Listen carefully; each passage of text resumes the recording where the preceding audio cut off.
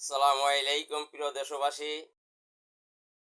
আপনারা খুব অপেক্ষায় আছেন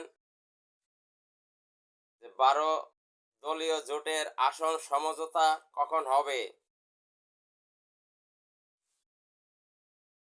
এ নিয়ে দেশ, প্রবাস এবং দেশের মানুষের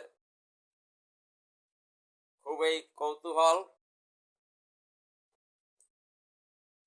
আমার একটি প্রশ্ন বাংলাদেশ জামায়াত ইসলামের নিকট, আপনারা কেন 190 আসন রাখবেন? আপনারা 190 আসন দিয়ে কি করবেন? আপনারা কি 190 আসনে জিতে আসতে পারবেন? আমার মনে হয় না।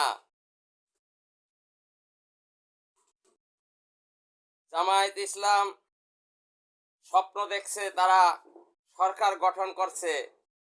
সরকার গঠন করা কিন্তু এত সহজ ব্যাপার নয়। জামায়াত ইসলাম আমার চিন্তায় ভুল পথে হাঁটছে,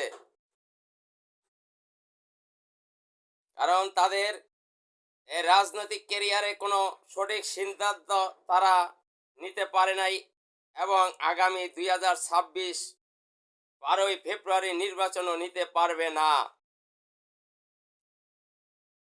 তাদের পরিকল্পনা, তারা 190 আসনে নির্বাচন করে 150-52 আসনে 55 আসনে যদি তারা জয়লাভ করে, তারা এককভাবে সরকার গঠন করবে। বাকিদেরকে তখন তাদের দরকার নেই।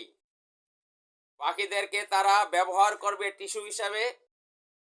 সংখ্যাগরিষ্ঠতা পেলে তাদেরকে ছুঁড়ে ফেলেও দিতে পারে। এটা হচ্ছে জামায়াত ইসলামের পরিকল্পনা। আপনারা বলতে পারেন যে আপনি কিভাবে বুঝলেন তাদের পরিকল্পনা? আরে ভাই, মানুষের কথা, কাজ এবং ব্যবহারেই বোঝা যায় তাদের পরিকল্পনা কি। তারা আসন সমঝোতায় ছাড় দিতে চায় না। ইসলামী আন্দোলন বাংলাদেশের প্রত্যেকটা গ্রাম, পাড়া, মহল্লা, ইউনিয়ন, থানা, উপজেলা, জেলা, বিভাগ সর্বখানে ইসলামী আন্দোলন বাংলাদেশের জনসমর্থন রয়েছে। বাংলাদেশের অনেক থানা রয়েছে যেখানে ইসলামী আন্দোলন বাংলাদেশের 30-40%, 25%, 20% জনসমর্থন রয়েছে। যেখানে নাই সেখানেও ইসলামী আন্দোলন বাংলাদেশের 10% জনসমর্থন রয়েছে। ইসলামী আন্দোলন বাংলাদেশকে বাদ দিয়ে আপনারা সরকার গঠন করবেন, এটা হলো সেই অন্ধের হাতি দেখার মতন।